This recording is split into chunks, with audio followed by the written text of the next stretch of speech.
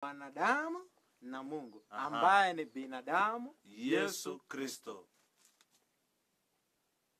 Je, swali ni huyu Yesu Kristo ni nani? Huyu Yesu Kristo ni nani? Yesu Kristo ni nani?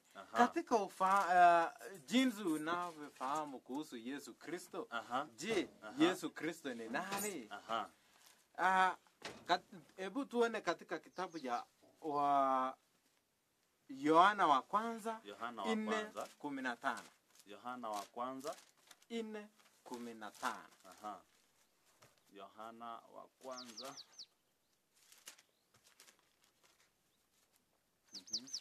Maana wengi wanajiuliza kama tuna Mungu moja na katika utatu tunaambiwa tuna Mungu Baba, kuna Mungu Mwana na kuna Mungu Roho. Je, Yesu Kristo ni nani? Who is Jesus Christ? Yohana wa kwanza 4:15. Yohana wa kwanza. Yohana wa kwanza 4 mstari wa 15. 4 mstari wa 15 ikasema 15 ikasema 15, kila mtu anayekiri kwamba Yesu ni mwana wa Mungu. Simamia hapo. Kila mtu anayekiri Yesu ni mwana wa Mungu. Hapo tunapata kuwa Yesu ni mwana wa Mungu. Je, ni Mungu? Sio Mungu, ni mwana wa Mungu. Ni mwana wa Mungu. Endelea. Ikaendelea ikisema Mungu anaishi katika muungano na mtu huyo. Sasa ukishajua kuwa Yesu ni mwana wa Mungu, Mungu ataishi pamoja na nani? Na wewe. Na atakaye kiri kuwa Yesu si mwana wa Mungu, je, yeye ni nani? Tuone katika kitabu hicho kitabu ya Yohana wa kwanza 2 mstari wa 22 na 23. Inasema nini? 2, atakaye kataa kuwa Yesu ni mwana wa Mungu, je, yeye ni nani? 2 mstari wa 22 na 23. Inasema ya kwamba muongo ni nani? Muongo ni nani? Ni yule anayekana kwamba Yesu ni Kristo.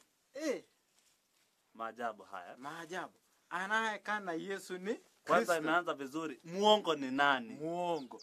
Yaani muongo ni anayekana kuwa Yesu ni Kristo. Nimesikia pastor mwingine akisema Yesu si mwana wa Mungu halisi. Alijifanya kuwa mwana lakini si mwana wa Mungu halisi. Lakini Biblia inatuambia muongo ni nani? Ni yule anayekana kwamba Yesu ni Kristo. Endelea. Mtu wa namna hiyo ni mpinzani wa Kristo, yani ni mpinga Kristo. Ni mpinzani wa Kristo. Is a antichrist. Antichrist. Lugha ya Kiingereza inatuambia kuwa who is a liar, but you that deny that Jesus is the Christ is antichrist that deny the Father and the Son. Wanakataa Baba na Mwana. Wanasema wote ni mmoja. Baba ni mmoja. Anasema Mungu Baba, Mungu Mwana, Mungu na Roho ni mmoja. Ni katika tu cheo. Mungu ni mmoja, lakini anajifanya kuwa mwana, anajifanya saa zingine kuwa ile maajabu bwana. Endelea. Anamkana Baba na Mwana. Kwa hivyo akishakuwa mpinzani wa Kristo ama mpinga Kristo, anamkana Baba na Mwana. Maana yeyote anayemkana Mwana anamkana pia Baba. Na yeyote anayemkubali Mwana anampata Baba pia. Yeyote anayemkana Baba amemkataa pia Yesu Kristo. Maana maandiko inatuambia mimi na Baba tu mmoja. Tu mmoja. Sasa unapokana Yesu Kristo umemkana Baba. Tunapoona katika Yohana 15 mstari wa 18 na kuteremuka, anasema ulimwengu atawachukia kwa sababu au kumkubali Yesu Kristo. Sasa unapokana Yesu Kristo utakuwa umemkana hata Baba. Tuende katika Mathayo 14:33. Maandiko yanaweza kutuambia nini? Mathayo 14:33. 14:33. Ikasema, Yesu alipopata habari hiyo, aliondoka mahali pale kwa mashua, akaenda mahali pa faraga peke yake, lakini watu walipata habari, wakamfuata kwa miguu toka mijini. Basi aliposhuka pwani, aliona umati mkubwa wa watu, akawaonea huruma, akawaponya wagonjwa wao. Yohana 14 mstari Mathayo 14:33. Oh, samahani, ni 33. Inasema wote waliokuwa ndani ya mashua walimsujudia, wakasema, hakika wewe ni mwana wa Mungu. Hapa kama vile historia imeweza kutuambia, Yesu anatembea juu ya maji. Hiyo ni historia kutoka 22 ikiteremka hadi 33. Pale halipotembea juu ya maji. Mwishowe wote waliokuwa ndani ya mashua walimsujudia, wakisema, hakika wewe ni mwana wa Mungu. Ndiposa hata sisi tunakiri kwa mdomo yetu, tunasema Yesu ni mwana wa nani? Yesu ni mwana wa Mungu. Tupe Mathayo 16:13. 16:13.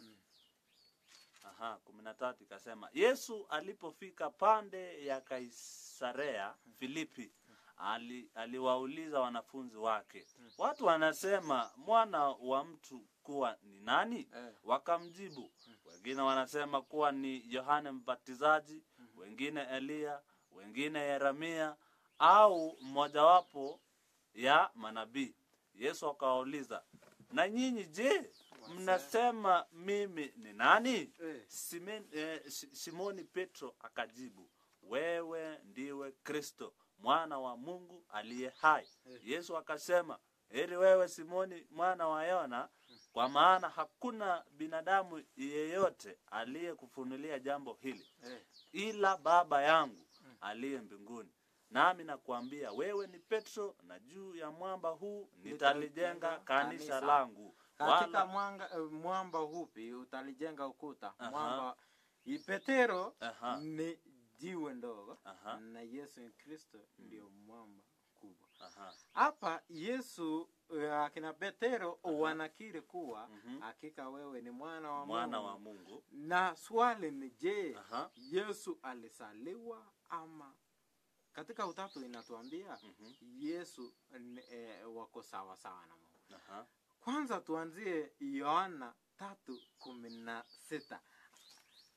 Yohana 3:16. Hiyo inakuwa swali ya watu wengi. Yohana 3:16. Na kila mtu anafahamu. Kwa maana jinsi hii Mungu aliupenda ulimwengu mpaka akamtoa mwanawe wa pekee, ili kila mtu amwaminie asipotee, mbali na awe na uzima wa milele. Kwa hivyo huyu mwana wa pekee. Lakini Kiswahili naona iko na itilafu kidogo, kwa maana ingesema msaliwa wa kwanza.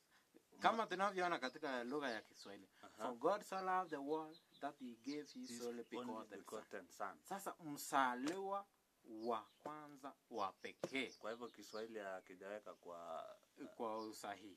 Ningependa kuona katika inaitwa Seventh Day Adventist Fundamental Beliefs. Kwa wanaoona inaitwa inasema nini kuhusiana na mwana pamoja na utatu. Anasema there is one God. Kwa hivyo hii ni belief ya Adventist. Seventh Day Adventist belief. Wanasema there is one God, Father, Son and Holy Spirit. A unity of three co-eternal persons. A unity of three co-eternal persons. God is immortal, na hizo vitu zingine. Haya tunapoona katika wanapoendelea katika mwana, the God of the scriptures.